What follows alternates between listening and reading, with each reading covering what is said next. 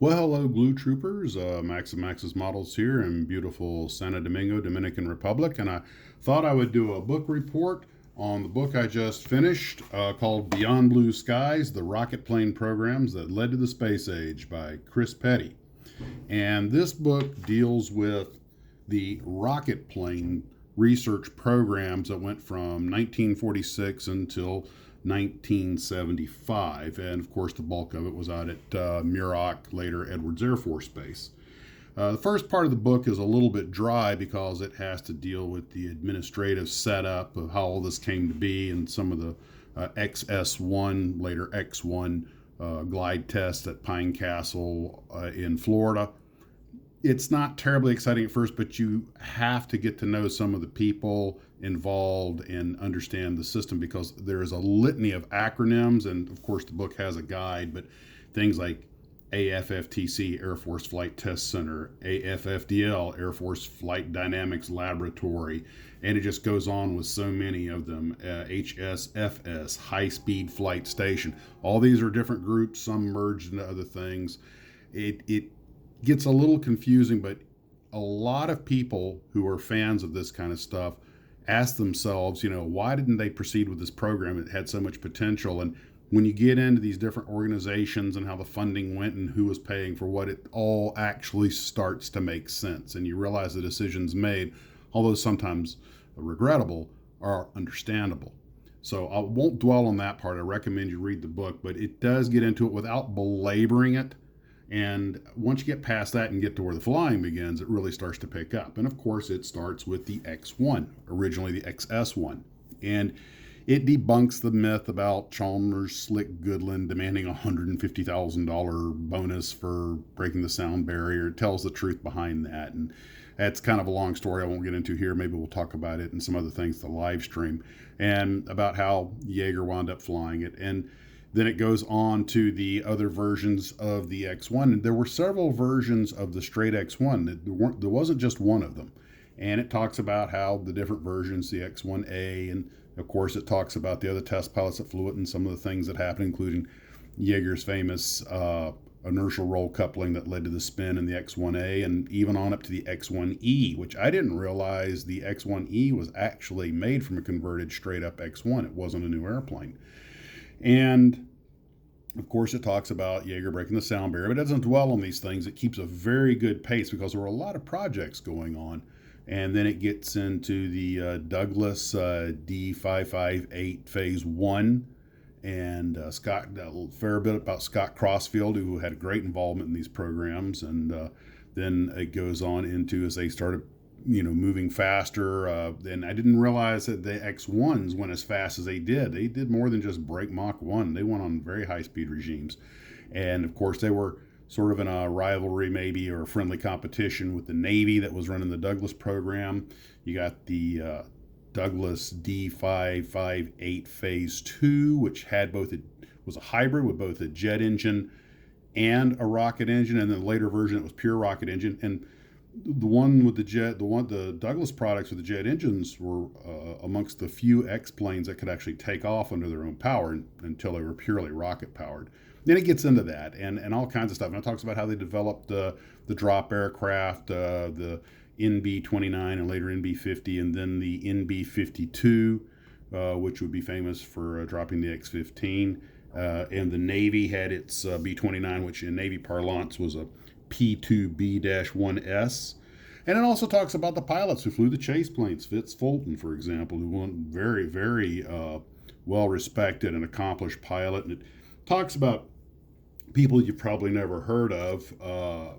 So one of the things is that after we get past the Douglas program, it goes into the Bell X-2 program.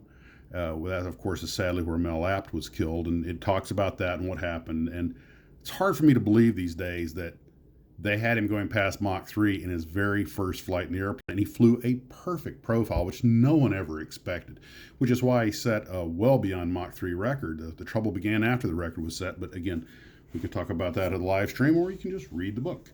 And it deals with the hard parts, the problems on the ground, the technical aspect, the people that were lost in flight. And it's a really honest telling of what flight test is all about. It's, these are not scarf and goggles guys. All the test pilots were engineers. They were part of the program, and they trained a lot. They built their own simulators. They go into this in a great deal and detail, and I really enjoyed getting that behind the scene nuts and bolts look. And a couple of themes that'll be popular to Glue Troopers is that, one, model building has a big role in this book. There are a lot of times when people who built models, and we're going to talk about one in particular in just a minute, but how model building helped these guys they would go home and build a model because they were all avid, a lot of them were avid model builders. And hey, look at this. And they would, oh, okay, now I see what you're talking about. And model building plays a fairly substantial part in this. Also, this won't shock anybody, a lot of these guys were gearheads. There was a very strong hot rodding community, and that's going to come into play in just a minute. So then we get into the X-15 program, which is probably the bulk of the book. And it is, I agree, the most successful of all the X-plane programs. And I didn't realize that the X-15 was pushed way beyond its intended lifespan. They kept finding new roles for the plane that it was not intended for.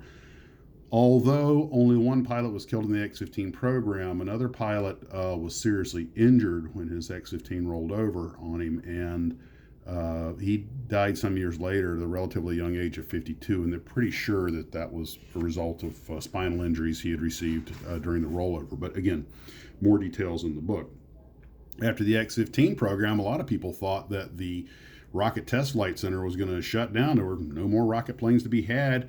And then this gentleman, Dale Reed, had an idea for a lifting body, and he built this model from scratch. And with that and glide test that he did with it, he was able to get the M2F1 financed for about $5,000. And the results were encouraging enough. They went on to the M2F2. The problem was they were all out of XLR engines, the XLR 11 engines that they wanted to use. And they were literally stealing old XLR 11 engines from museum pieces to refurbish them, put them back together to provide thrust for this. And of course, the HL10 and the X24A came on, and then there was the M2F2, which was the second version, what they called the heavyweights. And it unfortunately had the worst flying characteristics. And Bruce Peterson was a test pilot who was in one that tried to get out of control on him. He got it back, but he was headed off in another direction. And well, you know what? Again, a lot of details behind what happened. That's kind of a story in its own right. But we're all familiar with the crash because it was used at the beginning of every episode of The $6 Million Man.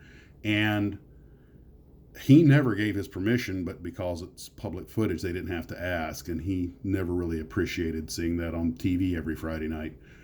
He did survive. He had serious damage to his right eye, and they rushed him to the hospital. Unfortunately, he had a lengthy stay, and an infection set in the eye, and he lost sight in it. And he did get a waiver to continue flying. About 18 months later, he was back in the cockpit. He continued to fly in the Marine Reserves on a waiver, and he flew support missions, but out at the Edwards facility, but he wasn't allowed to fly the X-planes anymore. But he went on to still have a very long and colorful career. And there's a lot of people this book talks about that are people most of us have never heard of. For example, like John Becker, who was the kind of the king of hypersonics. He was the fellow who kind of came up with the hypersonic, the Mach 5 idea, and I believe that's what led to the X-15, although some of it was based on Sanger's work. Again, the book gets into it. It's very complicated, but this is one of those brilliant people that helped make all this happen. And you've got people like Jack Russell, who was at Edwards the entire time from 1946 to 1975. He became an extremely important figure in the rocket plane programs, and he was there from the very beginning until the very end. There are a couple of little humorous things in there. For example, when the M2F1 needed to be glide tested, they wanted to tow it. So they needed something to tow it with. Well, they weren't going to use an airplane to begin with. That came later. They needed a car, but there was nothing around that could do it.